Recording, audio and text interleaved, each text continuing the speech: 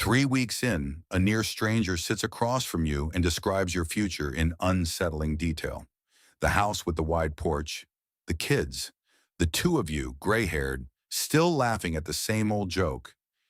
It feels like being seen, like someone finally read the private map inside your chest.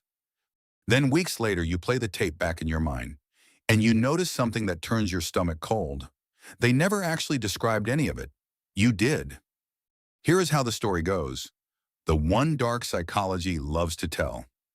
They call it future faking, and they call it the most dangerous weapon of all, sharper than any insult. A manipulator studies you, reads your deepest wants, and builds a custom dream map. The exact house, the exact promotion, the exact life. Then they dangle it in front of you like a carrot on a string, so you keep walking past every cold shoulder and broken plan. You are the prey. They are the sniper, reading your desires through the scope. Except the sniper almost never knows what you want, and usually builds nothing at all. You handed them the map, then you drew the dream yourself. Look at how your mind treats the future. Yakov Trope and Nira Lieberman spent years building construal-level theory, and here is the heart of it. The distant future is processed abstractly. You see it in terms of desirability. All the upside, none of the friction.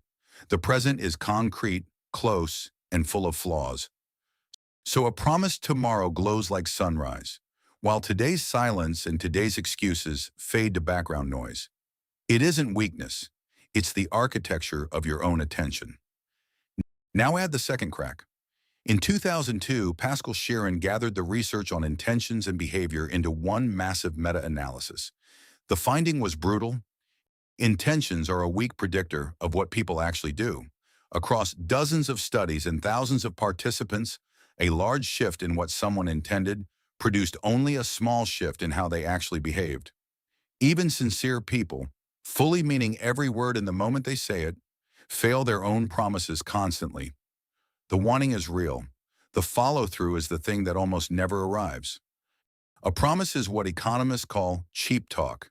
It costs nothing to produce, which makes it almost worthless as evidence of who someone is. Then comes the vagueness engine. Go back and listen to what future fakers really say. It's rarely specific. It's open frames. I can see a whole life with you.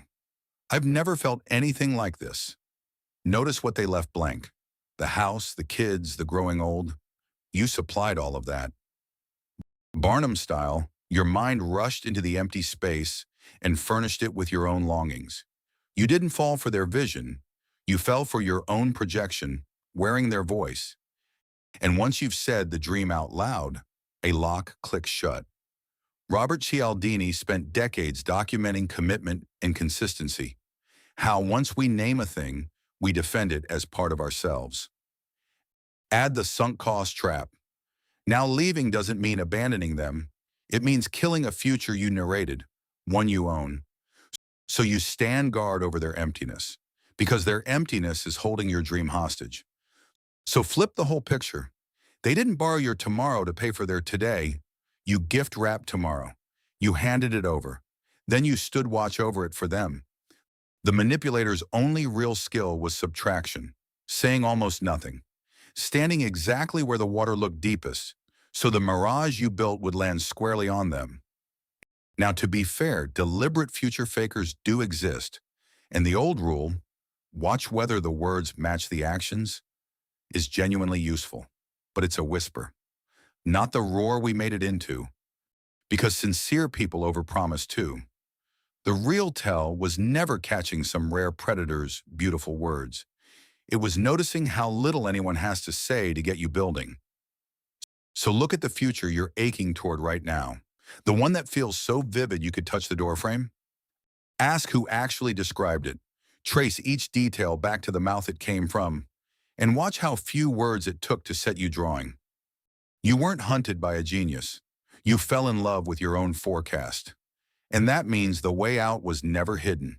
It was standing in front of you the whole time. Stop weighing the tomorrow you can picture. Watch only the today you can touch.